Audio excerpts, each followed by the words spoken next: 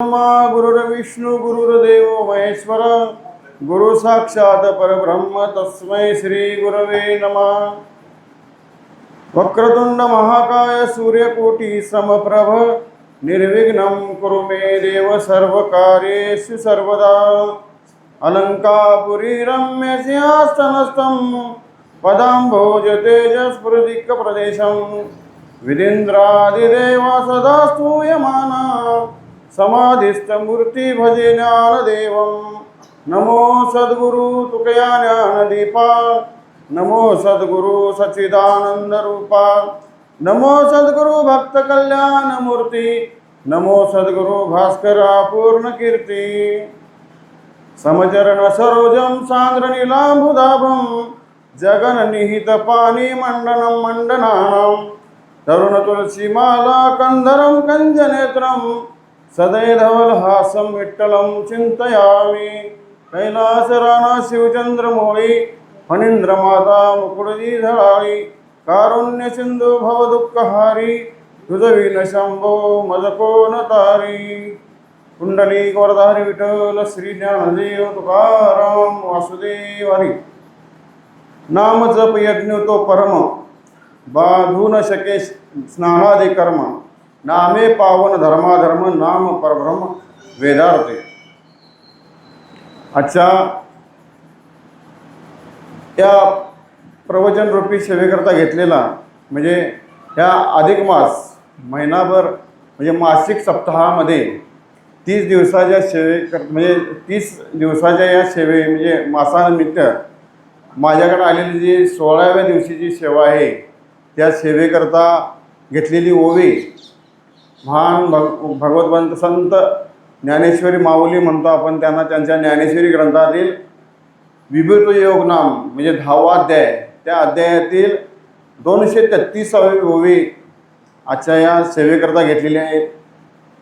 महाराज काय म्हणतात, नाम जप यज्ञ जो परम। नाम जप हा यज्ञ काय आहे, परम आहे म्हणजे महान आहे आणि तो नाम जप हे कुठेही कधीही घेता येतो, त्याला कुठलेही स्नानादी कर्म हे बाधू शकत नाहीत, कुठलेही स्नान संध्या वगैरे करावी लागत नाही, उठताना बसताना जेवताना सकाळी झोपेतनं उठल्यानं कधीही नाम घेता येतं। आणि त्या नामावरून काय झाले तर त्या नामानं धर्म जे अधर्म आहेत त्या नामस्मरणामुळे पुनीत झालेत, पावन झालेत।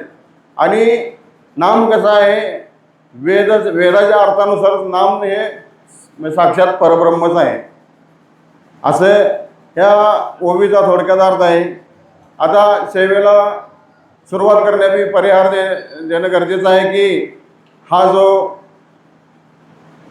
3 वर्षातून येणारा म्हणजे एक वेळ येणारा हा अधिक मास सप्ताह, अधिक मास याला का म्हणतात तर सगळ्या म्हणजे आता इथं अधिक मासाचं ग्रंथ वाचनच चालू आहे त्यामुळं नाही सांगितलं तरी चालतंय, परंतु सांगणं हे श्रोत्याचं कर्तव्य आहे। कारण अधिक मास म्हणजे 3 वर्षानं एकदा येणारा हा जादा महिना म्हणजे दुष्काळात 13वा महिना म्हणतात तो हा अधिक मास, परंतु दुष्काळात 13वा नाही, ह्यामध्ये सगळे नामस्मरण वगैरे आपण करतो। आता हा 13वा महिना काय येतो तर 13वा महिना जर नाही आला तर आपलं सण आणि ऋतू व्यवस्थित चालणारच नाहीत। कारण आपलं जे कॅलेंडर चालतं ते इंग्रजी महिन्यामध्ये, इंग्रजी आपण जानेवारी फेब्रुवारी हे 12 महिने जे आहेत ते सौर वर्ष म्हणजे सूर्याच्या कालगणनेनुसार चालतात आणि सूर्याच्या कालगणनेनुसार चालल्यामुळं ते वर्ष 365 दिवसाचं असते। आणि आपलं जे पंचांग चालतंय ते पंचांग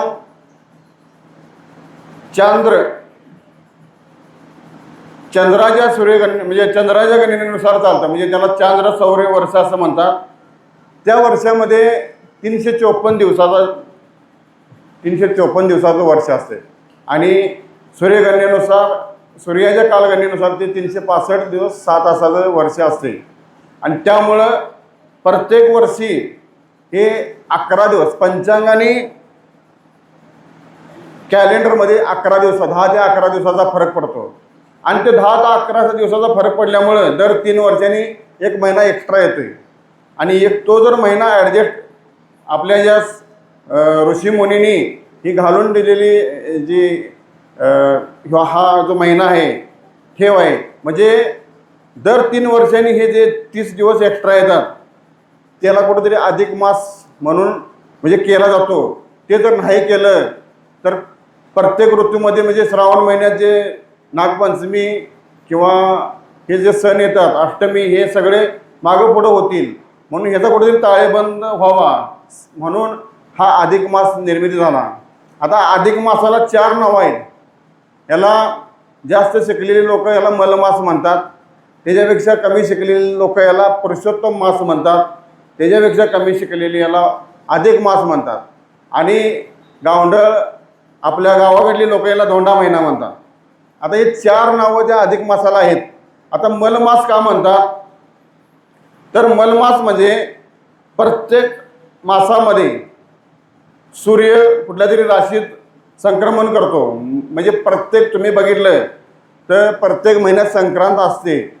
फक्त आपण जानेवारीमध्ये धनु राशीतून मकर राशीत सूर्य म्हणजे प्रवेश करतो म्हणून त्याला आपण मकर संक्रांत 14 जानेवारी किंवा 15 जानेवारीला आपण साजरी करतो. हे प्रत्येक महिन्यात संक्रांत असते, परंतु हा जो महिना आहे सूर्य कुठल्याच ग्रहामध्ये संक्रमण करत नाहीत. संक्रमण न केल्यामुळे ह्या अधिक मासामध्ये कुठलीही चांगली कर्म कोण करत नाही. म्हणजे ह्या अधिक मासामध्ये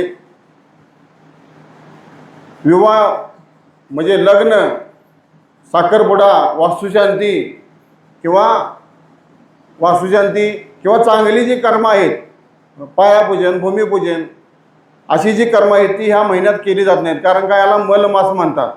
कारण ह्यामध्ये सूर्याचं संक्रमण नसतंय आणि ह्यामध्ये एक म्हणतात केलं तर काय होतंय, मग ह्या महिन्यात जर वास्तुशांती केली तर तिथं वास्तुशांती करायची असते, तिथं शांती राहत नाही, तिथं शांताबाई राहते, मग सारखी किरकिर होते. लग्न केलं तर ते लग्न जर झालं ह्या महिन्यात तर त्याचं लग्न काय टिकत नाही, दिवाळीपर्यंत बघतच नाही, म्हणजे दिवाळी बघत नाही. कारण ह्या महिन्यात जे काय करेल, पाप कर्म करेल, चांगली दुष्कर्म काय करतील ते डबल होतात. म्हणून याला मलमास म्हणतात. कारण ह्यात सूर्याचं संक्रमण नाही म्हणून कुठलीही चांगली कर्म यामध्ये होत नाहीत आणि चांगली कर्म न केल्यामुळं मग ह्याला मलमास म्हणतात.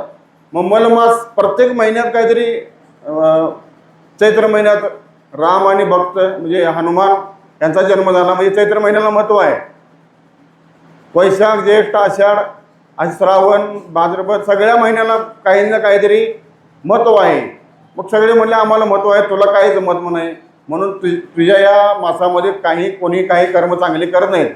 परंतु हा जरी मलमास असला, तो मलमास देवाकडे गेला आणि मला म्हणला, मला सगळी नावं ठेवतात, मला सगळे म्हणजे दोषी समजतात, माझा काय दोष आहे.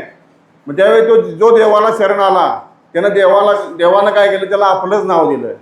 म्हणून हा पुढचं जे मलमास जे होता तो पुरुषोत्तम मास म्हणून ओळखला जावा. कारण देवानं आपलं जे पुरुषोत्तम नाव आहे ते उत्तम असं त्या महिन्याला दिलं. आणि या पुरुषोत्तम मासामध्ये आता ह्या सरवडे श्री क्षेत्र सरवडे गावामध्ये 1 महिना सप्ताह चालू आहे. आता मी 3 ते 4 मागचे जे 3 ते 4 सप्ताह झाले त्यामध्ये मी सगळे ते सप्ताहामध्ये मी हजेरी लावलेली होती. परंतु ह्या महिन्यामध्ये आपल्या अगोदर इथं भागवताचं पारायण झालं, त्यामुळं जे वातावरण होतं ते आधी चांगलं काम केलं भागवतानं. लोकांना श्रवणाची म्हणजे गोडी लावली आणि त्यातच हा अधिक मास आला, मग लोक इकडं चांगलं काम करण्यासाठी उत्स्फूर्त झाली. आता हा जरी मलमास असला, नास्तिक महिना असला, तरी ह्याला चांगलं काम म्हणजे नामस्मरण करायला काय म्हणजे कुठेही म्हणजे असं लिहून ठेवलेलं नाही की ह्या महिन्यात नामस्मरण करायचं नाही. कारण नामस्मरण करण्यासाठी हा योग्य महिना आहे. म्हणून ह्या महिन्यात जेवढं नामस्मरण तुम्ही केलं तेवढं डबल फळ मिळतं. म्हणून याला अधिक महिना म्हणतात. अधिकस्य अधिकतम. तुम्ही ह्यात काय केलं ते त्याचा अधिक फळ होते. तुम्ही भागवत 1 वेळा वाचला तर 2 वेळा वाचल्याचं पुण्य मिळतंय. तुम्ही कीर्तन 1 वेळा ऐकलं किंवा 30च्या 30 कीर्तन ऐकले तर तुम्हाला 60 कीर्तन ऐकल्याचं पुण्य मिळते. जे 3 वर्षात एकदा कीर्तन ऐकल्याचं पुण्य मिळते ते अधिक मासात म्हणजे 3 वर्षे जेवढी कीर्तन ऐकली ते एका महिन्यामध्ये जेवढी कीर्तन ऐकली तेवढंच पुण्य मिळते. म्हणजे 3 वर्षात जी काही चांगली कर्म केली ते ह्या महिन्यात जेवढी चांगली कर्म केला तेवढं पुण्य मिळते. अधिकस्य अधिकतम म्हणजे अधिक होते. पाप केलं तरी त्याचं अधिक होते, त्यामुळे पापाचं फळ सुद्धा अधिकच मिळते. आणि याला धोंडा महिना का म्हणतात तर दगडरूपी सासऱ्यानं फरशीरूपी पत्नीशी लग्न केलं आणि वीटरूपी मुलगी धोंडा नावाच्या मुलाला दिली. कारण हा महिना कुणाचा आहे? जावयाचा. शास्त्रात असं कुठे लिहिलं नाही की ह्या जावयाचा मान राखला पाहिजे. ह्या महिन्यात जावयाला जास्त मान म्हणजे नवीन लग्न झाल्यानंतरचं वसंत ऋतूच असते. कारण ह्या तिची चंगळच असते. कारण सासू जावयाचा एवढा मान राखते की ठेवी नाकीचा मोती घाण राखी जावयाचा मान. म्हणजे जावयाचा मान राखण्यासाठी सासू म्हणजे नाकाचा मोतीसुद्धा घाण ठेवते. कारण तिला सगुण साक्षात्कार म्हणजे जावईच वाटतोय ह्या महिन्यात. एवढं जावयाला महत्त्व आहे. परंतु शास्त्रात असं कुठंही लिहिलेलं नाही. मग पुराणात अशी कथा आहे की पूर्वी ह्या मासामध्ये अधिक मासामध्ये जावयाला बोलवायचं घरी आणि चांदीच्या किंवा सोन्याच्या ताटात त्याला अनारसे वाढायचं, त्याला धोंडे म्हणायचे. आणि एक शब्द प्रचलित होतो की धोंडा म्हणजे काय आहे? दगड. आणि दगड कसा असतो? स्थिर असतो. मग दगडाला दुसरा शब्द काय आहे? धोंडा. तुम्ही जर मसवे गावात गेला तर ते असा मोठा दगड आहे, त्या दगडाला धोंडी देव म्हणतात. म्हणजे दगडाला धोंडा म्हणतात. आणि हा धोंडा म्हणजे दगड जसा स्थिर एका जागेला हलत नाही तसा हा महिन्यामध्ये सूर्याचं संक्रमण होत नाही म्हणून हे दगडाचा महिना म्हणजे धोंड्याचा महिना असं म्हणतात. हे माझ्या अल्पमतीमधून मी 4 तुम्हाला या अधिक मासाचं सांगितलं. आता आपण जी ओवी आपल्या सेवेकरता घेतलेली त्याकडे वळू. आता नाम म्हणजे काय तर ठेविल्या उपजल्या बालकाशी नाम नाही तयापाशी ठेविल्या नामेची ओ देत उठी. म्हणजे जे बालक उपजले त्याला नाव नसते, परंतु आपण जे बारश्या दिवशी ठेवतो ते नाव आपलं आहे म्हणून ते म्हटलं की लगेच राजू म्हटलं की राजू ओ देतोय, बाजीराव म्हटलं की लगेच ओ देतोय. म्हणजे जे नाव ठेवले अहो म्हटलं की कुणालाच काय लक्षात नाही, कुणाला काय म्हणजे कुणाला हाक मारली काय कळत नाही. परंतु नावानेशी जर हाक मारली तर ते म्हणजे नाव ह्या उपजलेल्या बाळकाला नसतेच, परंतु ठेवल्या नामामुळे ते प्रचलित झाले. आता नामाचे प्रकार जर बघितले तर सर्वनाम आहे, दर्शक नाम आहे, भाववाचक नाम आहे. म्हणजे अशी नामाचे प्रकार आहेत. आणि नाम म्हणजे हे नाम नाही तर देवाचं नामस्मरण करणे. नामस्मरण म्हणजे काय? नाम म्हणजे काय तर ईश्वराचं नाव आणि स्मरण करणे म्हणजे आठवण करणे. नामस्मरण करणे. मग कुठल्या देवाचं नामस्मरण करायचं तर विठ्ठल, राम, कृष्ण, हरी, शिव या देवांचं नामस्मरण केलं की आपल्याला त्याचं फळ मिळतंय. मग नामस्मरण करणे तुकाराम महाराज सुद्धा म्हणतात की राम कृष्ण हरी विठ्ठल केशवा मंत्र हा जपावा सर्व काळ. प्रत्येकानं हा मंत्र जपला पाहिजे. मग नाम कसं आहे? देवाचं नाम कसं आहे? मग देवाचं नाम सुद्धा घेतलं तर चालतंय, संतांचं नाव सुद्धा घेतलं तर चालतंय. आता देवाचं नाव कसं आहे तर देवाचं नाव हे अगोदर आहे. आरंभी आवडी आदरे आले नाम तेने सकाळ सदी जगी झाली पूर्ण काम. म्हणजे अगोदर का ना कुठलंही कार्य करताना देवाचं नाव अगोदर घेतात. आता सकाळी मी ग्रंथ वाचनला आलो भागवताला. ग्रंथाची सुरुवात कशी होती? श्री गणेशाय नमः किंवा मंगलाचरणानं होती. म्हणून देवाचं नाम कसं आहे? अगोदर आहे. म्हणजे आरंभी आवडी आदरे आले नाम तेने सकळ सिद्धी जगी झाले पूर्ण काम. त्यानं मग एकदा देवाचं तुम्ही नाव घेतलं की त्यानं सगळ्या सिद्धी आणि कुठलंही अडचण वगैरे संकट येत नाहीत. देवाचं नाव कसं आहे? मंगलाचं मंगल, सकळ मंगल निधी श्री विठ्ठलाचे नाम आधी. देवाचं नाम सर्व शास्त्रात म्हणजे सर्व सारात म्हणजे सार आहे. नाम सारांचे सार शरणांगत यमकिंकर. म्हणजे नाम असं आहे की त्याला यमकिंकर सुद्धा शरण आले. कारण नामापुढं यमाचं काय चालत नाही. कारण कळीकाळ नामापुढं इथं नामस्मरण कीर्तन चालू आहे, तिथं कळीकाळ काही करू शकत नाहीत. म्हणून शरणांगत यमकिंकर म्हणतात. आणि नाम कसं आहे तर खऱ्यात खरं आणि बऱ्यात बरं सुद्धा आहे. सत्य साच खरे नाम विठोबाचे बरे. म्हणजे नाम खरं पण आहे आणि बरं पण आहे. आणि नाम मोठं आहे. जगात सगळ्यात काय असेल तर आता नाम चांगलं सुद्धा आहे. नाम चांगले चांगले माझे कंठी राहो भले कपी कुळ उदरिले मुक्त केले राक्षसा. ह्या नाम एवढं चांगलं आहे की यानं राक्षसांचा सुद्धा उद्धार केला आणि कपिकुळ म्हणजे वानरांचा सुद्धा उद्धार केला. नाम चांगले चांगले माझे कंठी राहो भले कप्पी कुळ उद्धरले मुक्त केले राक्षस. म्हणजे कप्पीचं कुळ म्हणजे वानरांचं कुळ सुद्धा उद्धार केला आणि राक्षसांना सुद्धा मुक्तता दिली. आता नाम कसं आहे, नाम मोठं पण आहे. सगळ्या जगात जर नाव काय असेल तर मोठं तर नाम मोठं आहे. महाराजांनी हरिपाठामध्ये सांगितलंय. आता पृथ्वी आपल्या जेव्हा आपण काय बघतो पृथ्वी बघतो, जेवढं जेवढं फिरून आलं तेवढं आपल्याला काय वाटतं पृथ्वी मोठी आहे. परंतु पृथ्वीपेक्षा पाणी 10 पट आहे. पृथ्वीपेक्षा पाणी 10 पट आहे. पाण्यापेक्षा तेज 10 पट आहे. तेजापेक्षा वायू 10 पट आहे. आणि वायूपेक्षा आकाश 10 पट आहे. परंतु माऊली हरिपाठात सांगतात ज्ञानदेव पुषे निवृत्तीची चाड गगनाहुनी वाढ नाम आहे. गगनाहुनी वाढ म्हणजे आकाशापेक्षा मोठं नाव आहे. आता नामाचा महिमा सांगितला तर एक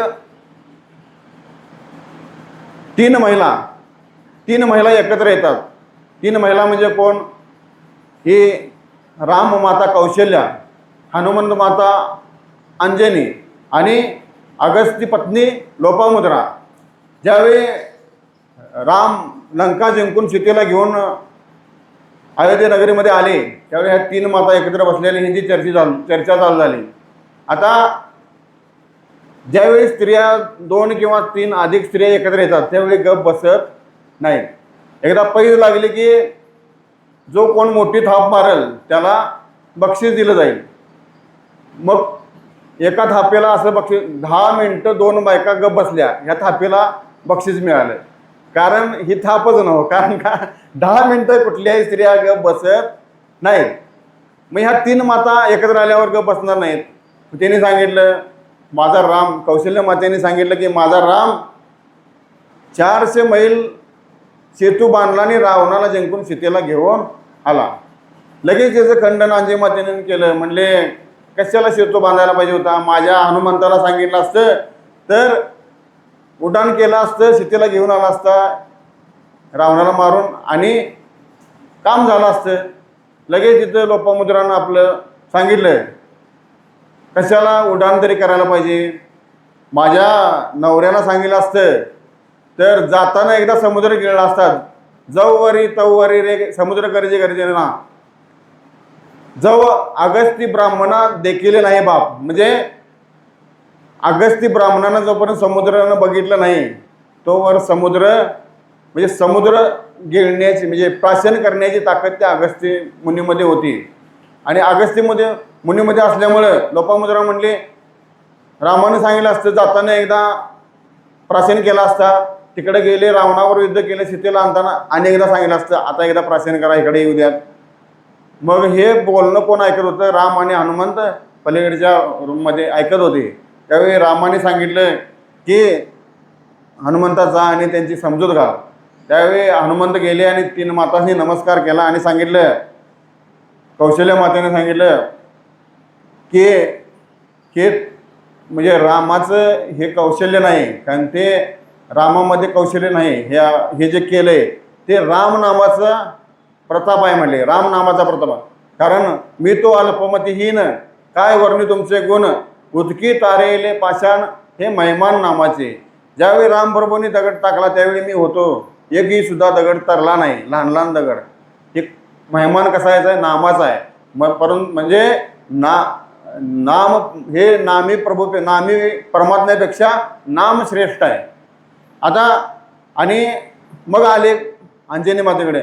अंजनी मातेला म्हणले की उड्डाण करण्याची ताकद माझ्यामध्ये नाही. मी ज्यावेळी श्रीराम जय श्रीराम म्हणते त्यावेळी माझ्या ताकदीने मी उड्डाण करू शकतोय. ही रामनामाची ताकद आहे. आणि लोपामुद्रांना नमस्कार करून सांगितलं की तुमचे पती समुद्र प्राशन करण्याची त्यांच्या पोटात एवढी जागा नाही, परंतु नामात एवढी ताकद आहे की ते सतत ओम नामाचा जप करतात. आणि ओम नामाचा जप केल्यामुळे ती त्यांच्यात ताकद आहे. ही त्या तिघांची ही स्वतःची ताकद नाही, ही नामाची ताकद आहे. म्हणून मग त्यांना सांत्वन केलं त्यांचं. आता मग एवढी नामामध्ये ताकद आहे, मग जगामध्ये कोण मोठा आहे तर नामधारक मोठे आहेत. नामधारक ह्या जगामध्ये मोठे आहेत. मग नामाचं धारण कोण करत आहे तर नामधारण कसं केलं तर म्हणजे माऊली नाथ महाराज सांगतात की गावठी 1000 ब्राह्मण जेवायला म्हणजे जेवू घातले, गावठी 1000 ब्राह्मण जेवू घातले तर पुण्यक्षेत्रीचा एक ब्राह्मण जेवू घातल्याचं पुण्य मिळते. मग ते बी ब्राह्मण कसे सदाचारी पाहिजेत. म्हणजे सदाचारी ब्राह्मण असला ते 1000 ब्राह्मण जेवू घातल्याचं पुण्य मिळते. कधी एक पुण्यक्षेत्रीचा ब्राह्मण जेवू घातला तर असे 1000 पुण्यक्षेत्रीचे ब्राह्मण जेवू घातले तर एक वेदपाठक जेवू घातल्याचं पुण्य मिळते. असे वेदपाठक 4 आहेत. एक वेदी, द्विवेदी, त्रिवेदी आणि चतुर्वेदी असे 4 वेदपाठक जेवू घातल्यानंतर एक पंडित जेवू घातल्याचं पुण्य मिळते. म्हणजे 1000 वेदपाठक जेवू घातल्यानंतर एक पंडित जेवू घातल्याचं पुण्य मिळते. आता पंडित कोण तर ज्याचे 6 शास्त्र 18 पुराण 4 वेद मुखोद्गत आहेत याला पंडित म्हणायचे. असे 1000 पंडित जेवू घातल्यानंतर एक परमहंस जेवल्याचं पुण्य मिळते. आता परमहंस कोण आहेत तर त्रेतामध्ये सनकादिक, म्हणजे सत्ययुगात सनकादिक, त्रेतामध्ये जनक, द्वापारात उद्धव आणि कलियुगामध्ये शंकराचार्य हे परमहंस होऊन गेले. 4 परमहंस असे 1000 परमहंस जेवले की एक ब्रह्मज्ञानी जेवल्याचं पुण्य मिळतंय. आता परमहंस 1000 जेवल्यानंतर पुण्य ब्रह्मज्ञानी एक जेवल्याचं पुण्य मिळते. असे नाथ महाराजांच्या हरिपाठांमध्येच आहेत. ब्रह्मयाज्ञवल्के, शुकयाज्ञवल्के, कपिल सिद्ध कपिल मुनी, हरिषी दत्त कपिल मुनी, हरिषी जाणून हरीश झाले. म्हणजे शुक, याज्ञवल्के, दत्त आणि कपिल मुनी हे 4 ब्रह्मज्ञानी आहेत. असे 1000 ब्रह्मज्ञानी जेवले तर एक नामधारकाची सुद्धा बरोबरी होत नाही. ऐसे वेते परंपरा नये नामधारका सादर, एका जनार्दनी सादर पाहे नामधारक. म्हणजे एवढा मोठा नामधारक आहे की असे ब्रह्मवेत्ते 1000 जरी जेवले तरी एका नामधारकाची बरोबरी होत नाही. मग आता शुक जे ब्रह्मज्ञानी आहेत त्या माझ्या मागच्या भागवत कथेमध्ये त्यांचं एक आलं की शुकाला म्हणजे 1000 शुक जेवले म्हणजे ब्रह्मज्ञानी जेवले तर पांडवांचा ज्यावेळी राजसूय यज्ञ चालू होता त्यावेळी 1,00,000 लोक जेवले की स्वर्गामध्ये 1 घंटा वाजायची. 2,00,000 जेवले तर 2 घंटा वाजायचे. असे 1,00,000 झाल्यानंतरच घंटा वाजायची. परंतु ज्यावेळी शुकानं कावळ्याच्या रूपात येऊन त्या पत्रावळीचं एक शिन्न म्हणजे अन्न शीत अन्न ज्यावेळी सेवन केलं त्यावेळी स्वर्गामध्ये घंटा वाजू लागली. आता घंटा वाजू लागल्यानंतर पांडवांना आश्चर्यचकित, म्हणजे पांडव म्हणले अजून 1,00,000 व्हायने नाही, घंटा लाख अशी सगळी झाला, कसं काय घंटा वाजा लागल्या म्हणून विचारलं. त्यावेळी देवानं सांगितलं तर इथं कोणतरी ब्रह्मज्ञानी जेवल्या असणार, त्याशिवाय अशी घंटा वाजत नाही. मग त्यावेळी अंतर्ज्ञानानं बघितलं, श्रीकृष्णाने सांगितलं. त्यावेळी शुकमुनी तिथं एक शीत अन्न त्यांनी सेवन केल्यामुळे घंटा वाजायला लागले. मग त्यांनी एक अन्न सेवन केलं परंतु ते त्यांच्यावर ऋण राहिलं. ऋण राहिल्यामुळं त्यांना पुढं काय करावं लागलं, पांडवांना कुठं आपल्याला मदत करता येते काय ते त्यांनी बघितलं. परंतु पांडवांच्या पूर्ण अवतारामध्ये त्यांना कुठंच मदत करता आली नाही. परंतु ज्यावेळी त्यांच्या पूर्वज म्हणजे त्यांचे पूर्वजामध्ये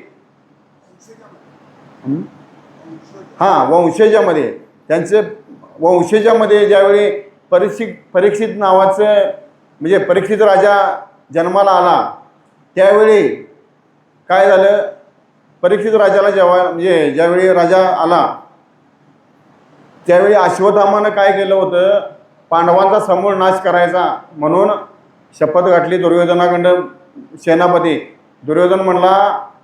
दुर्योधन त्यावेळी त्याची बुद्धी पालटली होती की आता माझे वंशज जेवढे राहिल्यात तेवढे शिल्लक राहू द्यात म्हणले, माझ्या कुळाचा म्हणजे नाश व्हायला नको. नाही म्हणले, तुझा बदला घ्यायलाच पाहिजे. मग मला म्हणलं सेनापती कर.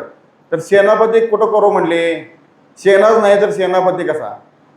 तर मी मी हजारो सैन्याचा सेनापती असल्याचा एकटाच मी पुरेसा आहे म्हणले, तू फक्त मला सेनापती कर. त्यावेळी त्यानं काय केलं, त्याला रक्ताचा टिळक लावला. आणि त्यावेळी रात्रीतून जाऊन अश्वत्थामानं काय केलं, पांडवांची मुलं झोपलेली असताना त्यांचा क्षीरछेद केला. आता क्षीरछेद कसा केला बघा, ज्यावेळी हे कृष्ण परमात्म्यांना माहीत होतं की आता युद्ध झालेलं म्हणल्यानंतर दुर्योधन अजून मरायला नाही, काय तरी ते छलकपट करणार, कारण त्याच्याकडे अजून कृतवर्मा, कृपाचार्य, अश्वत्थामा आणि हे होतीच. त्यावेळी कृष्णाने सांगितलं, आता एवढं पाप झाले तुमच्या हातून, एवढं रती मेल्यात, त्यात म्हणजे पापी होती पुण्यवंत होती, तुमच्या हातून एवढं पाप झाले, तुम्ही गंगा स्नान करायला चला म्हणले. गंगा स्नान करायला गेल्यानंतर कृष्ण परमात्म्याने त्यांना गंगा स्नान करायला नेलं त्यावेळी रात्रीचं. आणि मुलांना पण चला म्हणले. ती मुलं म्हणली नाही, आम्ही एवढं घोर युद्ध केलंय, आम्ही दमलोय फार. आता ही मुलंसुद्धा ऐकत नाहीत. म्हणजे काहीतरी कर म्हणलं की ती काहीतरी वेगळंच करत बसतात. पण कृष्णाने सांगून सुद्धा ती मुलं ऐकली नाहीत आणि मुलांनी ऐकलं नाही. आणि पांडव गेले गंगा नदीला स्नानाला.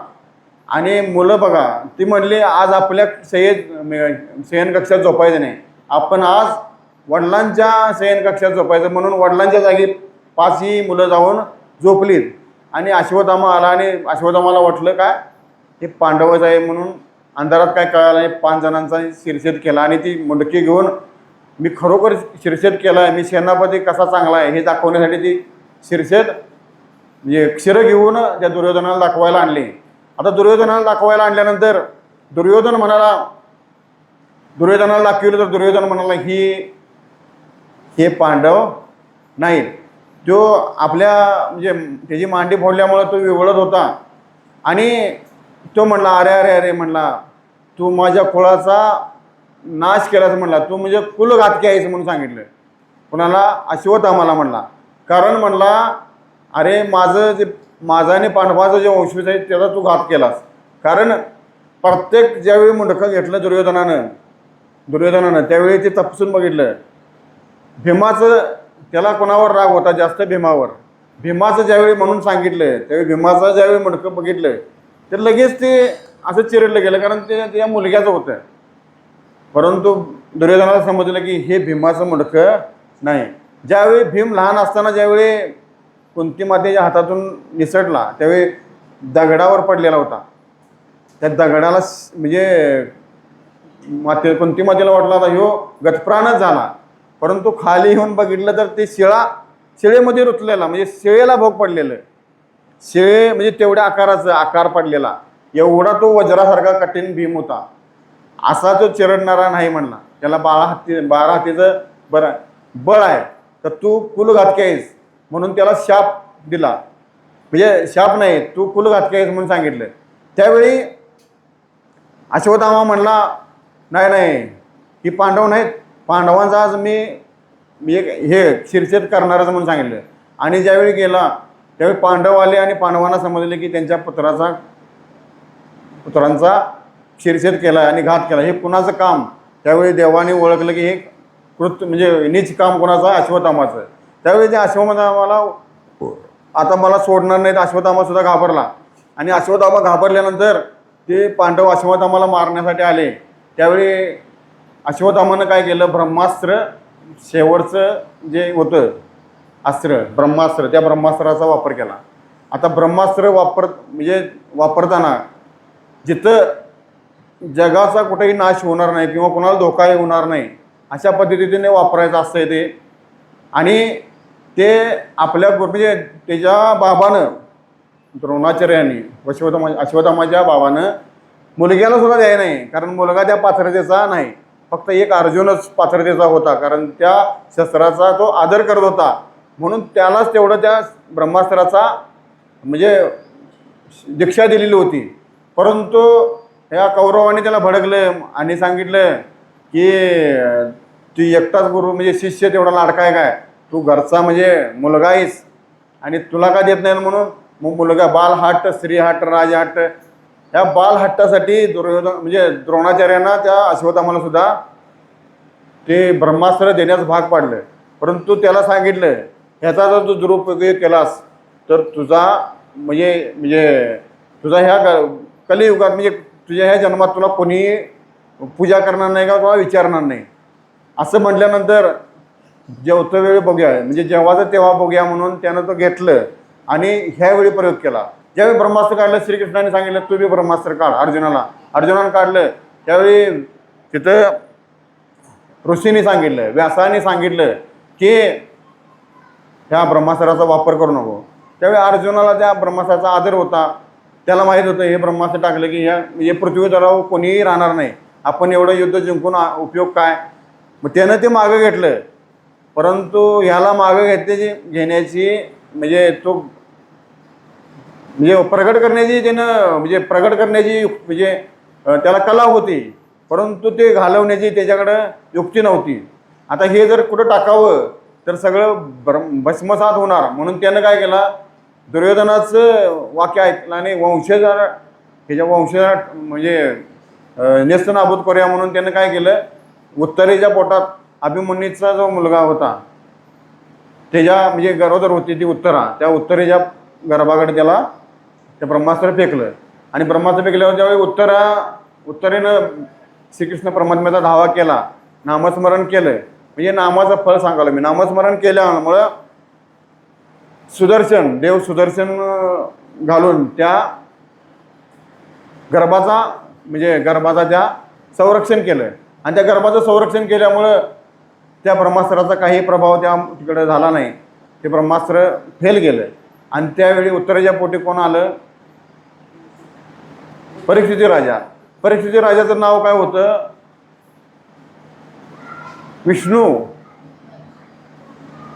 विष्णुपाद असं काहीतरी नाव होतं, विष्णुपाद नाव होतं त्यांचं. परंतु परीक्षिती नाव का पडलं, मला सोडविणारा कोण आहे म्हणून तो प्रत्येकजण कोण घेईल. आता मूल बघायला आलं की प्रत्येकजण घ्यायचा, त्यामुळं ते प्रत्येकाकडे असं परीक्षण करायचं, मला वाचवणारा हेच आहे काय, मला वाचवणारा हेच आहे का, असं परीक्षण करायचं. म्हणून त्याचं नाव परीक्षित पडलं. आणि त्याच परीक्षिती राजानं ज्यावेळी परीक्षिती राजा हा दोन युगामध्ये त्यानं 2 युग पाहिल्यात. शेवटचं जे द्वापार युग होतं त्या द्वापार युगाच्या शेवटी ह्या परीक्षितीचा जन्म झाला आणि कलियुगामध्ये प्रवेश झाला. त्यावेळी ह्या 2 युगांचं युग पुरुष म्हटलं तरी चालेल. 2 युगांचं त्यानं 2 युग बघितल्यात. आणि ज्यावेळी कलीमध्ये प्रवेश झाला त्यावेळी परीक्षित राजा सगळ्या भारताचा सार्वभौम राजा ज्यावेळी म्हणजे नगरीतून निघाला त्यावेळी त्याला एक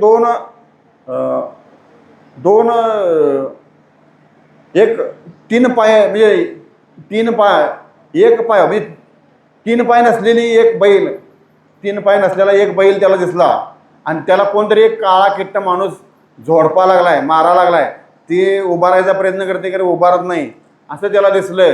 आणि एक गाय त्याला घेऊन मारा लागलाय असं म्हटल्यानंतर परीक्षितीनं ते बघितलं आणि त्या काळ्या माणसाचा असा बलदंड असा माणसाच्या पाठी लागला.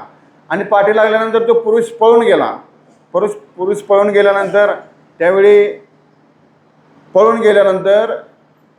तिथं ती बैल आणि गाय होती, त्यानं उठवायचा प्रयत्न केला. त्यावेळी बैल म्हणला, बैल म्हणजे कोण होता, तो धर्म होता. ज्यावेळी सत्ययुग होतं त्यावेळी 4 पायावर धर्म होता. त्यावेळी पवित्रतावर म्हणजे चार धर्म होते, म्हणजे पवित्रता, दया, शांती आणि अशा 4 पायावर तो धर्म म्हणजे दान धर्म पवित्रता आणि शांती ह्या 4 पायावर हे होता.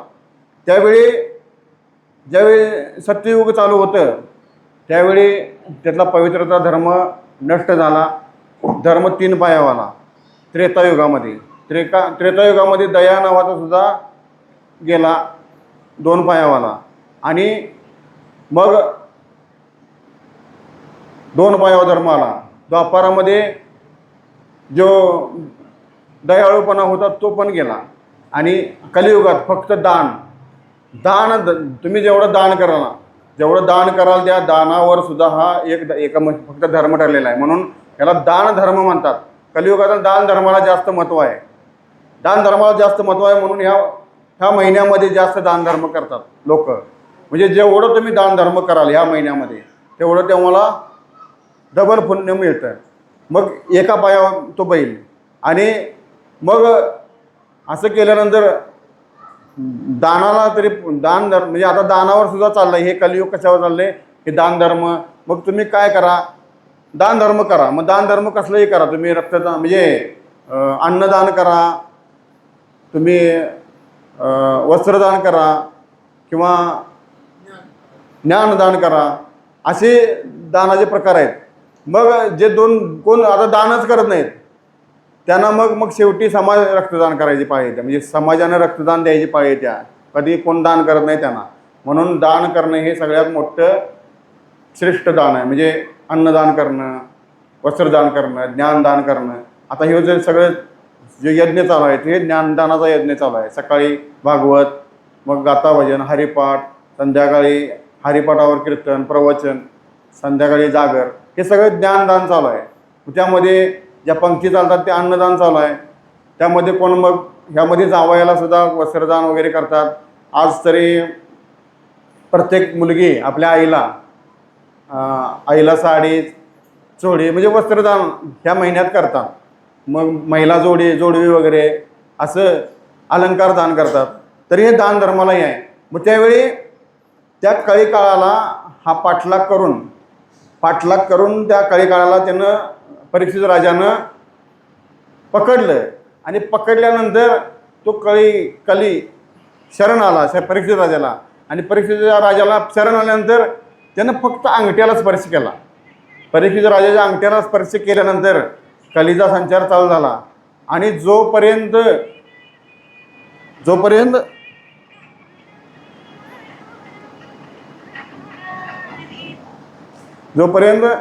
कली नव्हता तोपर्यंत कुठलाही म्हणजे तो राजा कधीच शिकारीला गेला नव्हता. परंतु ज्यावेळी अंगठ्याला स्पर्श कलीचा झाला त्यावेळी अंगठ्याला स्पर्श झाल्यानंतर कली उत्पन्न झाला. आणि मग राजाला इच्छा झाली की शिकारीला जायचं. मग शिकारीला जायचं. पूर्वीचे राजे शिकार का करायचे? तर लोकांना त्रास व्हायचा. जे साधू मुनी ऋषी तपी जपी जे जंगलामध्ये तपश्चर्या किंवा ध्यान लावून बसायचे त्यावेळी हिंस्र पशु त्यांना त्रास द्यायचे. आणि ते राजाला समजलं की राजा त्या हिंस्र पशूपासून त्यांना वाचवण्यासाठी म्हणजे त्यावेळी शिकार करायचा. परंतु जे आता जी शिकार चालू आहे ती शिकार त्या नियमात कुठेही बसत नाही.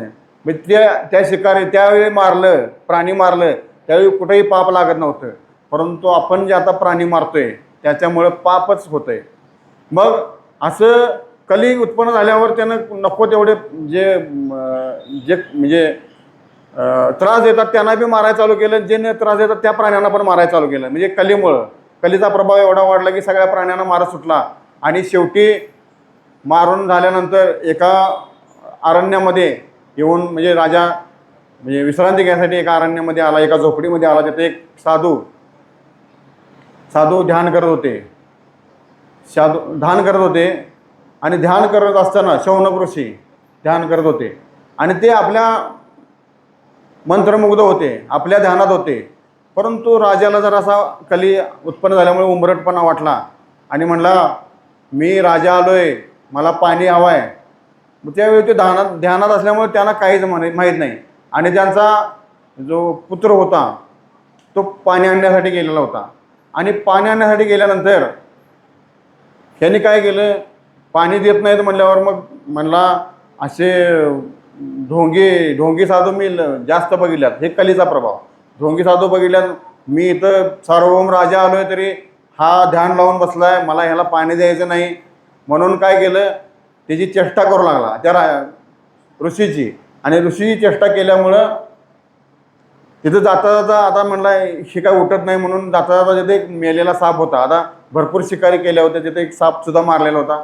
त्या साप त्या साधूच्या गळ्याभोवती टाकला आणि गेल्यानंतर त्या साधूचा मुलगा आला आणि त्याने कुठलाही विचार न करता हे जे कृत्य कोणी केले तो 7 दिवसाच्या आत मरण पावल म्हणून सांगितलं. 7 दिवसाच्या आत मरण पावल म्हटल्यानंतर त्या साधूला कळलं की माझ्या मुलग्यानं कोणाला तरी शाप दिला आहे.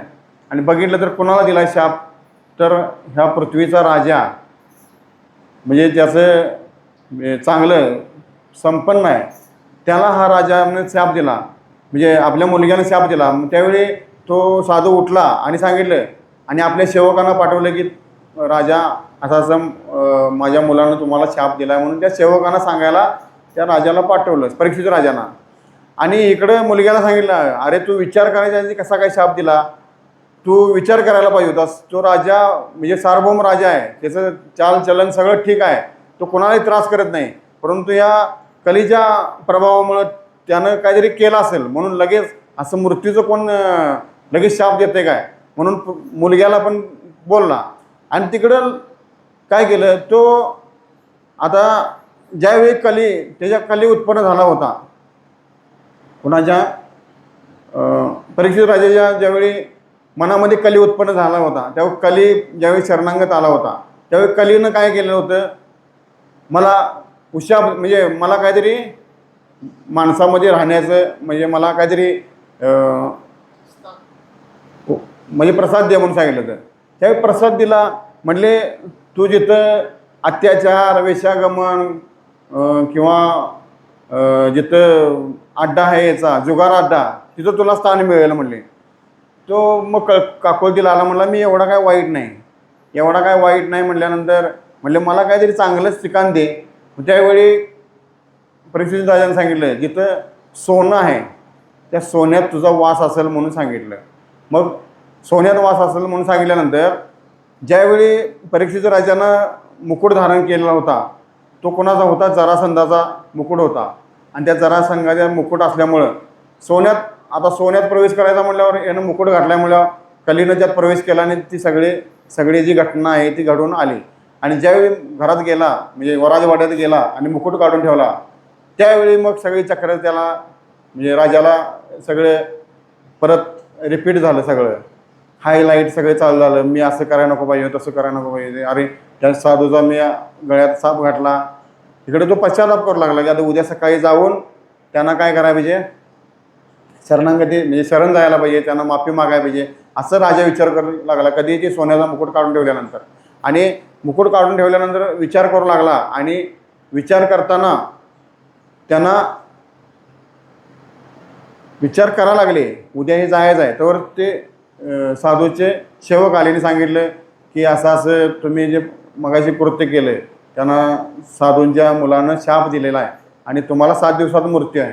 आता मृत्यू हाय म्हटल्यानंतर कुणाला मर हा शब्द, आता ज्ञानेश्वरी अध्यायामध्ये मर हा शब्द कुणाला सहन होत नाही.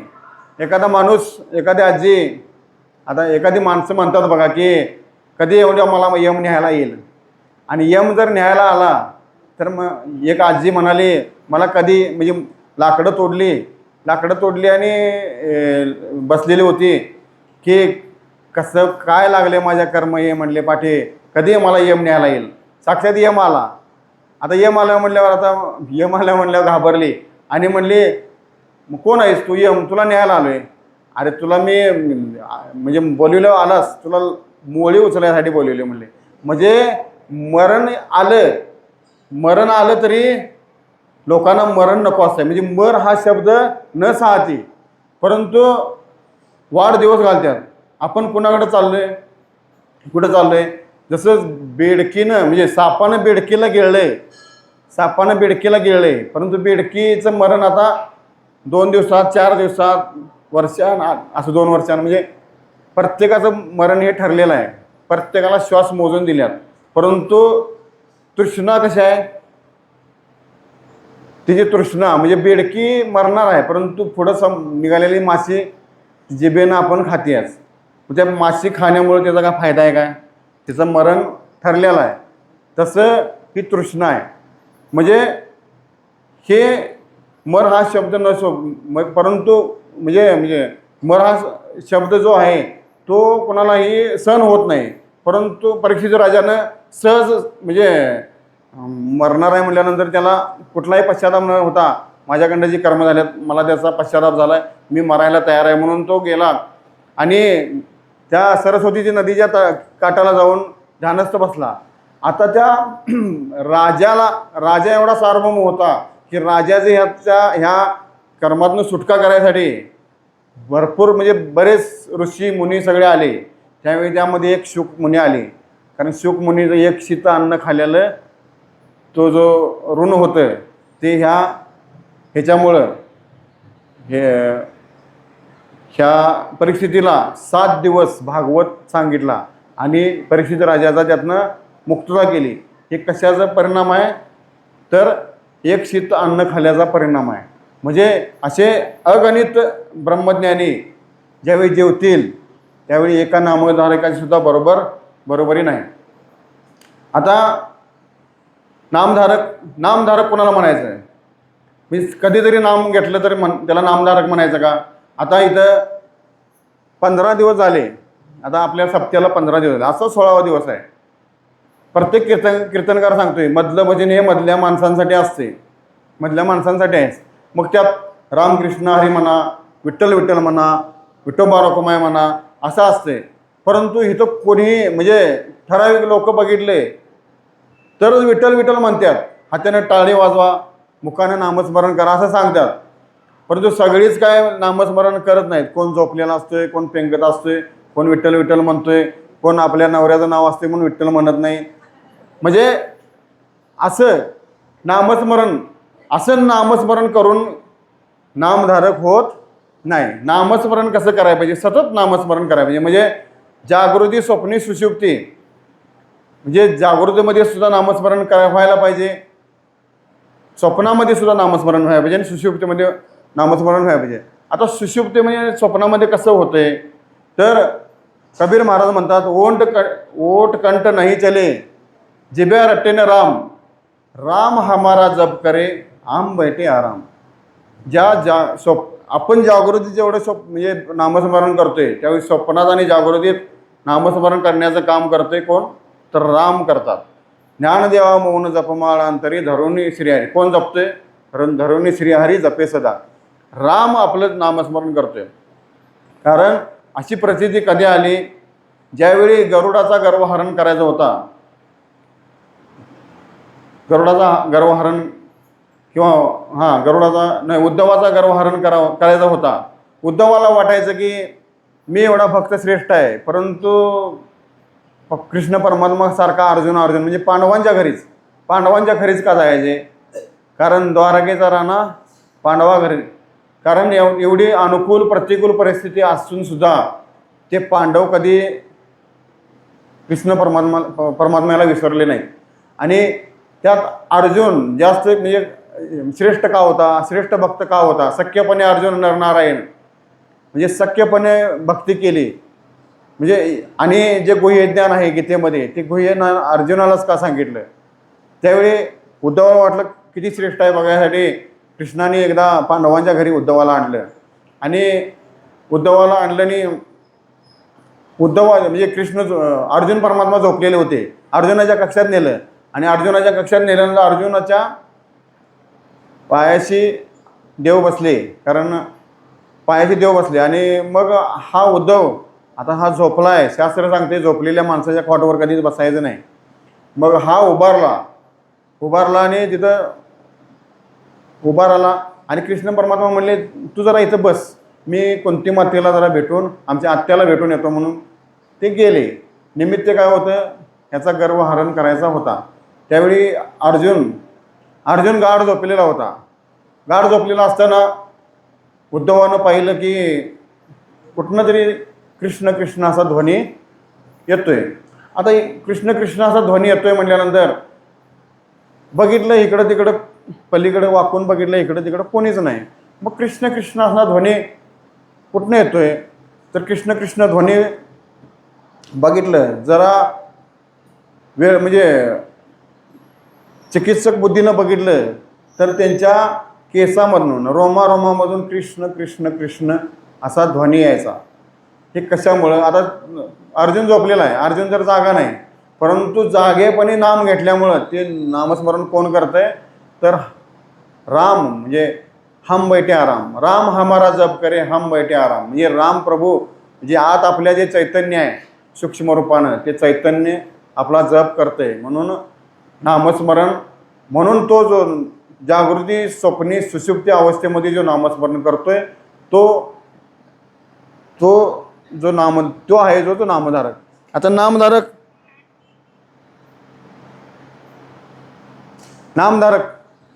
नामधारक कुणाला म्हणायचं, नामधारक जागृती स्वप्नी सुषुप्तीमध्ये जो आठवण करतोय म्हणजे देवाची आठवण करतोय, नामस्मरण करतोय तो नामधारक.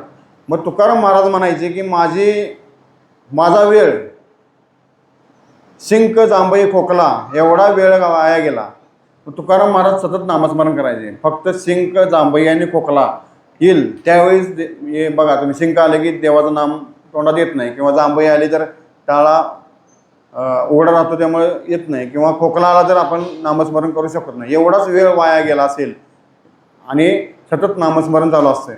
मग नामस्मरण करताना एवढं नामस्मरण तुकाराम महाराजांनी केलं की त्यांचे वाचा अनावर झाले. ज्यावेळी प्रातःविधीला गेले, आता प्रातःविधीला गेल्यानंतर नामस्मरण करावा का, तर इथं जर सांगितले बाजून सखे स्नानादी कर्म, म्हणजे इथंच कुठलंही स्नान करायला पाहिजे, किंवा काळ वेळ नाम उच्चारिता नाही दोन्ही पक्षे पायी उदरती, म्हणजे इथलं कुठंही बंधन राहत नाही की कुठं नाम घ्यावं. हे तुकाराम महाराजांना आता तुकाराम महाराजांनी शौचविधीच्या वेळी नामस्मरण त्यांच्या विठ्ठल विठ्ठल हा ध्वनी येत होता, आणि तिथं ते रामेश्वर शास्त्री ब्राह्मण जात होते, आणि जात असताना अरे ह्या अपवित्र जागी कोण नाम घेते म्हणून बघितलं तर कुपाच्या पलीकडे प्रातःविधीला बसलेले तुकाराम महाराज होते, आणि म्हणले अरे अरे राम राम राम कुठं नाम घेताय म्हणले, ही काय नाम घ्यायची जागा आहे काय, तिथं नाम कसं पवित्र जागे ठिकाणी घेतले जाते आणि कुठं स्नान नाही शौच नाही काय नाही, तुम्ही नामस्मरण इथं कसं घेताय.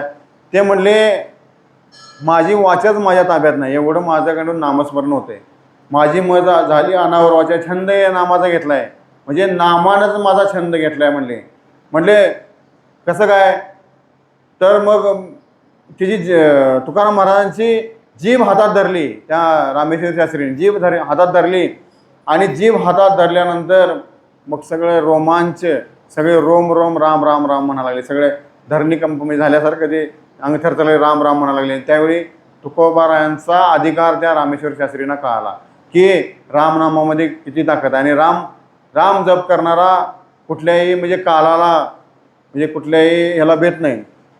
मग एकनाथ महाराज सुद्धा सांगतात की हरी घेता हरी बोला देता, हरी बोला घेता उठता बैसता हरी बोला भांडता, हरी बोला कांडता, उठता बैसता हसता खेळता हरी बोला. आता हरी बोला बसताना हरी बोला, उठताना हरी बोला, भांडताना कसा हरी बोलायचं, म्हणजे भांडताना बी सुद्धा काढताना आपण गीतं वगैरे म्हणू शकतोय, तर भांडताना कसं म्हणायचं, तर जी शिवी देणार आहे ती शिवीसुद्धा म्हणजे देवाच्या नावानं दिली तरी सुद्धा भांडण केलं तरी चालतंय म्हणतात, परंतु तुम्ही काय करू नका. म्हणजे भांडताना सुद्धा रामनाम, आता भांडताना रामनाम कोण म्हणेल काय, त्याला किती उच्च कोटीचं नामस्मरण पाहिजे. मग ते शिव्या कोणी दिल्या, बाळमामाने शिव्या दिल्या, त्यातनं आपल्या लोकांचा उद्धार व्हायचा, म्हणजे त्याला उच्च कोटीचं नामस्मरण पाहिजे. तर उठता बैसता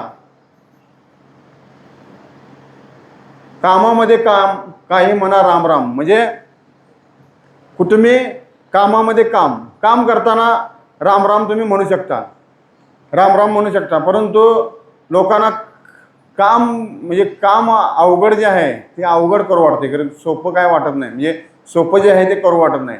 तुकाराम महाराज काय म्हणतात, तुका म्हणे सोपे आहे सर्वाहुनी, शहाणा तो धनी घेतो येते. म्हणजे जो शहाण आहे तोच घेतोय. आता बघा, आपल्याला वाटलं अवघड काम करायचं नाही. जे आता तुम्हाला सांगितलं, मी जे सांगतो ते होय म्हणा, होय म्हणा किंवा नाही म्हणा. मग आम्ही सांगितलं होय म्हटलं, होय म्हणणारा तोंडाचं काम कसं आहे? होय म्हटलं की होय होय तोंडानं म्हणणं सोपं आहे की नाही. परंतु लोक काय म्हणतात? तोंड हलवतात किंवा नाही नाही म्हणतात, तोंड हलवतात. म्हणजे जे जड आहे ते हलवायचा प्रयत्न करतात, परंतु जीभ आहे ते हलवायचा प्रयत्न करत नाहीत. मग एकनाथ महाराजांनी एकदा चांगलं उन्हात काम करणारी लोक होती. उन्हात काम करणारी लोक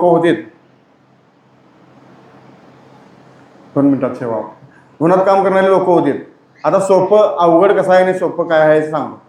उन्हात करणारी लोक काम करायचे, त्यांना नाथ महाराजांना दया आल्यानंतर नाथ महाराजांनी काय केलं, त्यांना म्हणले, अरे इथं उन्हात काम कशाला करतात, तुम्ही माझ्या घरी चला, तुम्हाला 2 टाईम खायला देतो आणि मी सांगेल ते काम करायचं.